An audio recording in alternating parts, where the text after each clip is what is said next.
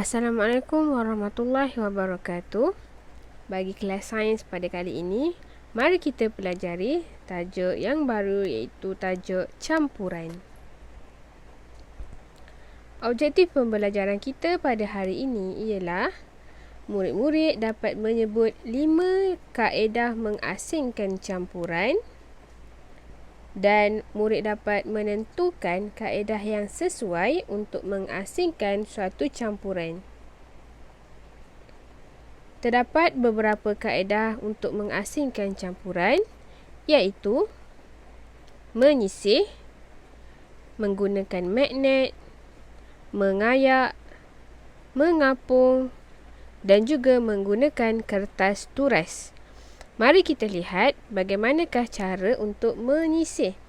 Baik, kaedah menyisih digunakan untuk mengasingkan campuran objek yang bersaiz besar dan juga yang boleh dipegang. Contohnya, duit shilling dan juga gula-gula ini. Duit shilling boleh diasingkan mengikut nilainya dengan cara kita menggunakan jari untuk kita mengasingkan setiap duit shilling. Manakala gula-gula ini boleh diasingkan mengikut warna. Juga menggunakan kaedah yang sama, iaitu kita ambil dan kita asingkan mengikut warna. Ini dinamakan kaedah menyisih. Baik, kaedah yang kedua ialah kaedah menggunakan magnet. Campuran objek yang boleh ditarik oleh magnet dan yang tidak boleh ditarik oleh magnet boleh diasingkan dengan cara menggunakan magnet. Contohnya, klip kertas yang bercampur dengan pasir. Okey, klip kertas ialah objek yang boleh ditarik oleh magnet, manakala pasir ialah objek yang tidak boleh ditarik oleh magnet. Jadi, untuk mengeluarkan klip kertas daripada pasir, kita boleh lalukan magnet dalam pasir tersebut. Jadi, semua klip kertas yang ada dalam pasir itu akan melekat pada magnet dan juga pasir masih lagi berada di tempatnya, tak berubah. Dekat situ kita boleh asingkan antara klip kertas dan juga pasir. Jadi, apa-apa campuran yang melibatkan objek yang boleh ditarik oleh magnet dan tidak boleh ditarik oleh magnet boleh diasingkan menggunakan kaedah ini. Kaedah yang ketiga ialah mengayak, iaitu campuran objek yang bersaiz besar dan halus boleh diasingkan dengan cara mengayak. Contohnya, contoh objek yang bersaiz besar ialah kismis, kacang dan juga ataupun kita boleh juga aplikasikan pada benda ataupun objek di luar rumah, contohnya batu. Okey. Dan contoh objek yang bersifat halus, bersaiz halus ni contohnya ialah tepung ataupun debu-debu pasir, kan? Itu ialah halus. Jadi, kaedah mengayak ni boleh mengasingkan antara batu dan debu dan juga boleh mengasingkan antara kismis dan juga tepung. Seperti dalam gambar ni, ada kismis, ada cherry kering yang dah dicampurkan dengan tepung. Jadi, bila menggunakan kaedah mengayak, tepung akan melepasi tapisan tu ataupun alat mengayak tu, dan yang tinggal dalam bekas tu ialah kismis sahaja. Jadi tepung akan masuk ke dalam mangkuk di bawah. Maksudnya kat situ tepung dan kismis dah pun terasing, dah terpisah. Okey, dah berjaya diasingkan.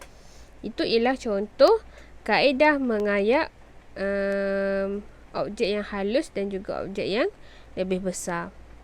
Seterusnya, kaedah yang keempat ialah kaedah mengapung, iaitu melibatkan campuran objek yang tenggelam dan objek yang terapung. Jadi, kalau kita nak asingkan antara objek yang tenggelam dengan terapung, kita bolehlah guna kaedah mengapung ini, iaitu kita masukkan sahaja air di dalam bekas campuran tu. Kemudian kita akan dapat lihat objek yang terapung akan berada di permukaan air, manakala objek yang tenggelam akan berada di dasar bekas. Jadi mudahlah untuk kita keluarkan objek yang terapung untuk dipisahkan dengan objek yang tenggelam. Okey.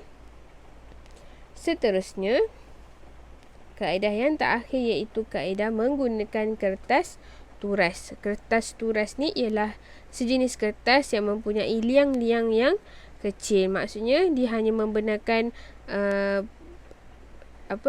partikel-partikel yang kecil sahaja untuk melepasinya. Jadi untuk kertas turas ni kita boleh gunakan untuk mengasingkan antara objek tidak larut dan juga cecair. Contohnya macam air bunga raya ni. Nak diasingkan daripada ekstrak bunga raya tu sendiri. Jadi digunakan kertas turas yang dah dilipat berbentuk corong. Kemudian kita tuangkan air bunga raya tu dan kita akan dapat lihat air berada di bawah dan juga partinya ataupun ekstraknya akan melekat pada corong kertas turas tadi untuk nak kita pisahkan. Okey, jadi kaedah kertas turas ni juga kita boleh gunakan untuk mengasingkan serbuk kopi dengan air kopi. Boleh juga kita gunakan kaedah kertas turas ini. Baik, jadi sekarang ni kita dah pun mengetahui ada 5 kaedah untuk memisahkan, mengasingkan campuran, pelbagai jenis campuran. Jadi kamu boleh aplikasikan kaedah ini mengikut apa campuran yang kamu nak asingkan. Ikut ciri-ciri yang cikgu dah sebutkan sebentar tadi.